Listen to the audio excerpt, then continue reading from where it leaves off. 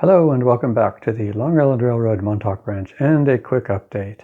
So the main thing I have done here on the layout is completed the water, having it painted and all surfaced, and I put in the pilings up against the seawall and put on a few bollards and cleats.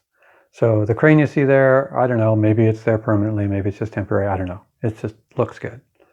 So let me pan across.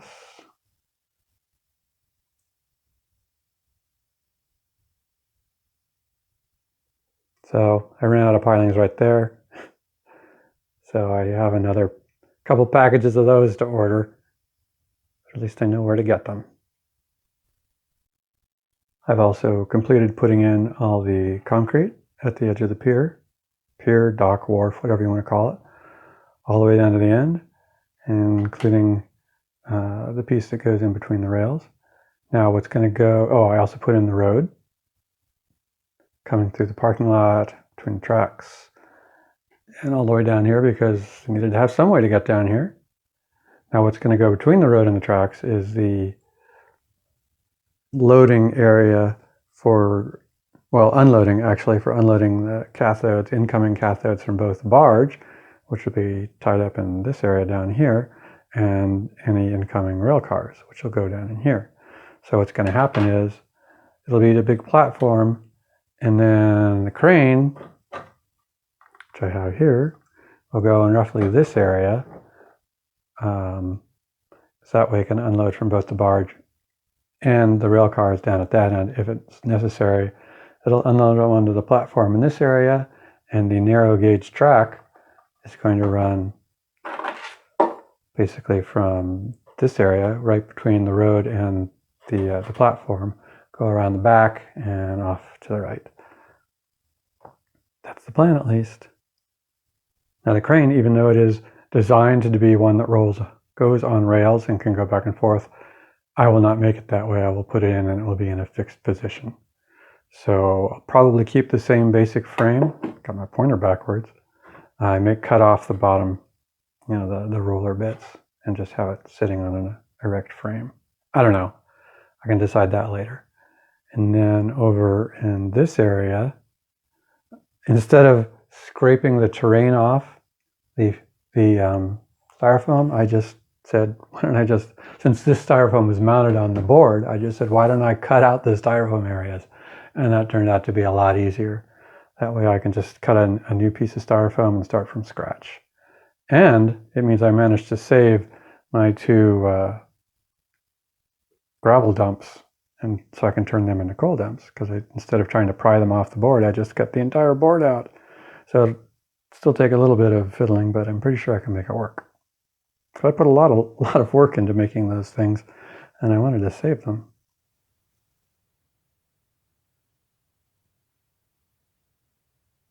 I know when I first talked about this, I had anticipated doing elevated track, going up over the track, but after some thought I decided there's just too many problems with that, mainly with it getting in the way of reaching onto the layout. And other considerations, like it'd be fairly hard to do modeling wise, putting in the wiring and putting in the switches would present problems that I didn't really want to handle. So I decided I will, this is only marginally less difficult, put in crossings across 3 tracks. All right, here, here, and here. I will take this spur and cut it down. I don't need it to be that long anymore. That way there'll be plenty of room.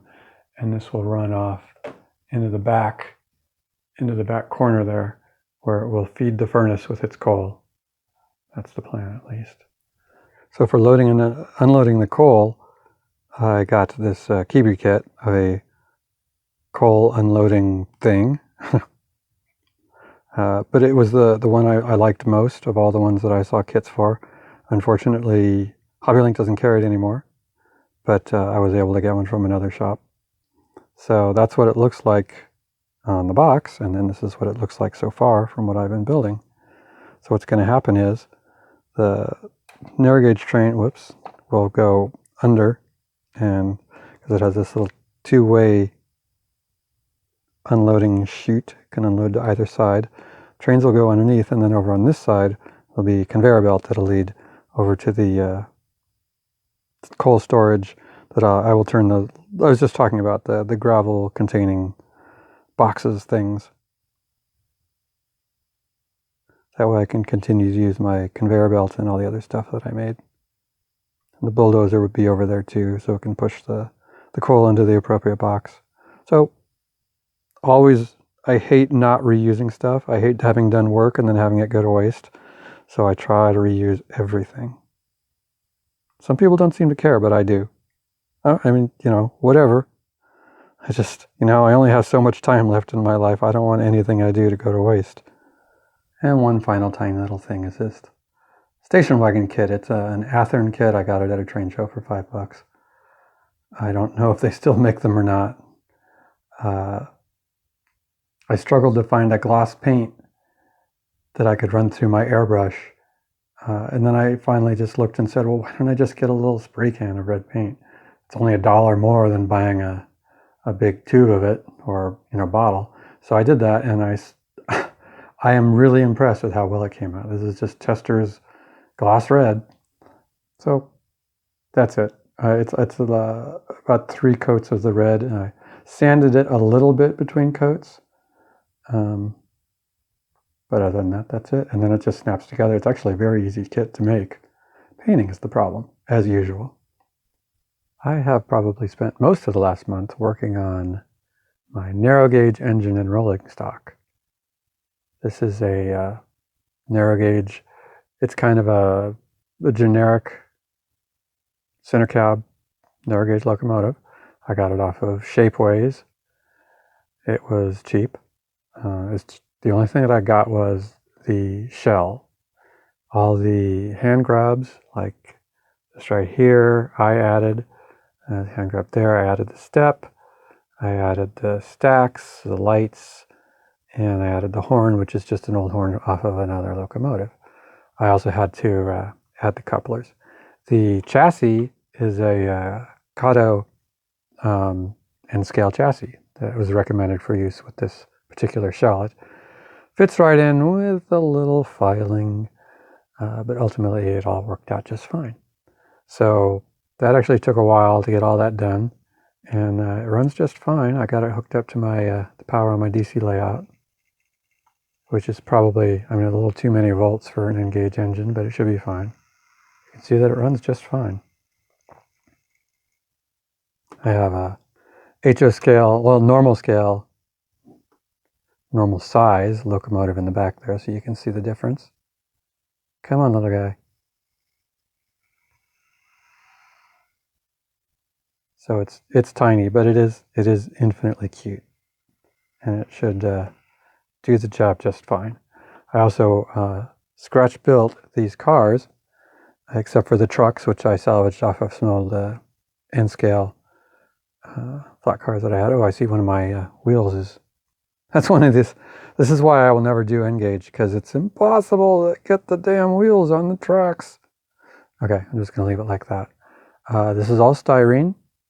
We're talking about these things, plus these chains, which is from some jewelry chain I got at Hobby Lobby.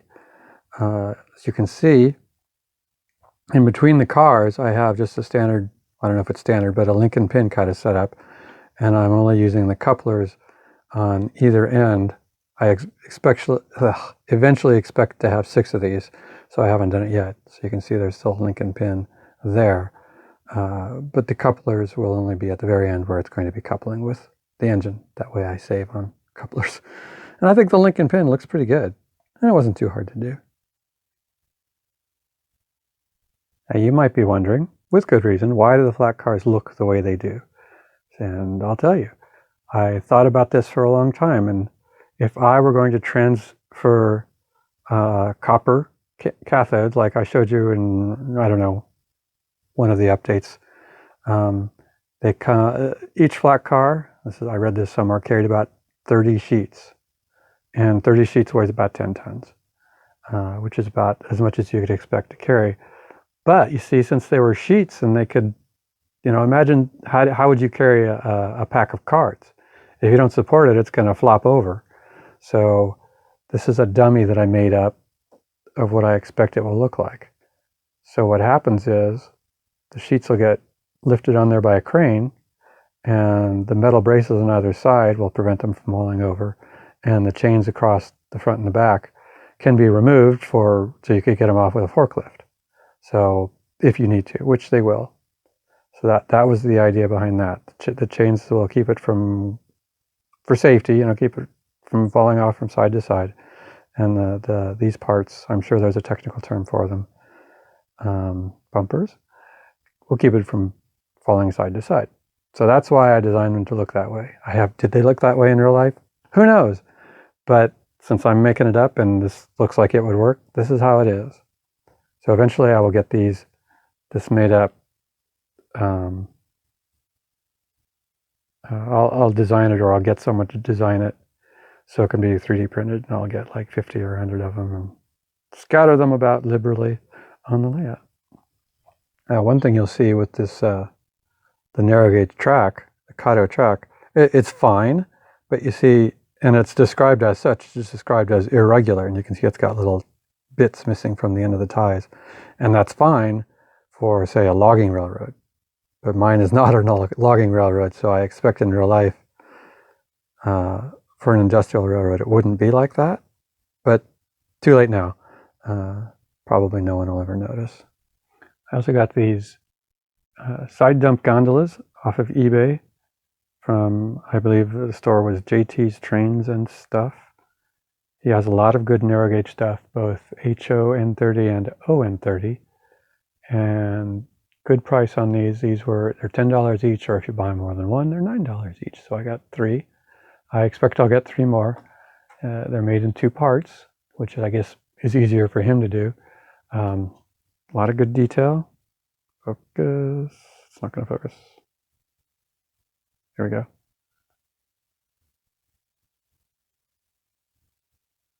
And they look great when painted. And here's the bottom part. So he's thoughtfully already pre-drilled the holes for the trucks, and gaps for couplers if you want to put couplers on. Now I'll do the same thing with these as I did with the others, putting actual couplers only on the end to 2 cars.